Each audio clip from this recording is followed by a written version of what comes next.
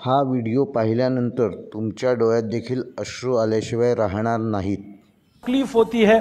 अभी एक सच्ची घटना मेरे साथ घटित हुई। मैं एक दिन कानपुर गया था भारत स्वाभिमान की सभा के लिए। तो कानपुर के रेलवे स्टेशन पे उतरा। उतरने के बाद शहर में बाहर आने के लिए नीचे पुल पर से उतर के आया तो एक छोटी सी चाय की दुकान थी। उस पर एक बेटी और एक माँ और एक छोटा सा बेटा आपस में बात कर रहे थे। वो क्या बात कर रहे थे? वो कह रहे थे, माँ हम गरीब क्यों हैं? तो कान में मेरे शब्द पड़ गए। मैंने कहा ये इस तरह का प्रश्न कोई अपनी माँ से पूछे तो मुझे लगा ये कोई साधारण लोग नहीं है, कुछ तो इनमें असाधारणपन है। चल के पूछा जाए कौन लोग हैं, परिचय लिया जाए। तो मैं गया उस दुकान पे, मैंने पूछा आप लोग कौन हैं?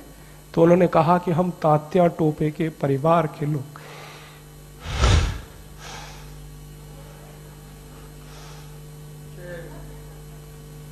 हमारे देश में तात्या टोपे के परिवार के लोगों को चाय बेचनी पड़ी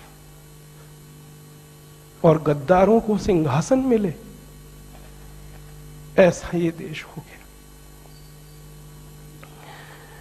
जिन लोगों ने तात्या टोपे को मरवाया था वो इस देश में मुख्यमंत्री रह चुके, आपको मालूम है। और एक एक राज्य के नहीं, दो दो राज्य के मुख्यमंत्री रह चुके। तात्या टोपे का गुप्त पता जिन गद्दारों ने अंग्रेजों को बताया था, उस खानदान के कई लोग इस देश में मंत्री रह चुके हैं। झांसी की रानी लक्ष्मीबाई को जिन्होंने मरवाया था वो इस देश में मंत्री रह चुके हैं। और तात्या टोपे जिन्होंने जवानी लगा दी देश के लिए, उनके परिवार के लोग चाय बेच रहे हैं। ये देश है और ये अब बर्दाश्त नहीं होता, और ये बर्दाश्त होना भी नहीं चाहिए किसी को। क्यों बर्दाश्त होना चाहिए? ऐसा देश तो हमने कल्पना कभी की नहीं थी।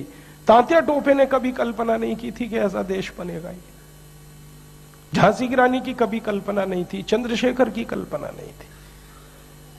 चंद्रशेखर जैसे क्रांतिवीर ने इस देश की क्या कल्पना की होगी। एक कहानी सुनाता हूं कि वो घर से भाग गए थे 13 साल की उम्र में।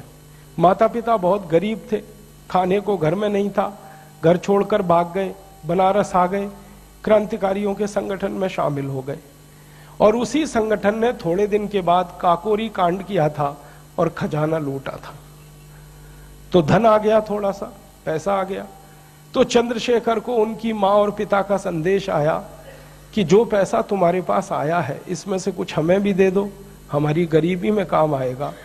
तो चंद्रशेखर अपने माता पिता के पास गए थे और एक ही उत्तर दिया था कि मेरी रिवॉल्वर में 2 गोलियां हैं, पैसे तो दे नहीं सकता, ये दोनों गोलियां दे सकता हूं। ऐसा देश चंद्रशेखर का, ऐसा देश तात्या टोपे का अब लुट रहा है। तो फिर क्या करना चाहिए? तो मुझे लगता है कि अब फिर कोई दूसरी बड़ी लड़ाई की तैयारी करनी चाहिए।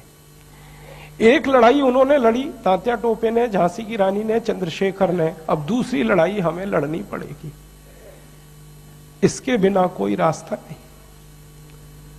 और ये दूसरी लड़ाई का ही अभियान है जिसको हम भारत स्वाभिमान कहते हैं।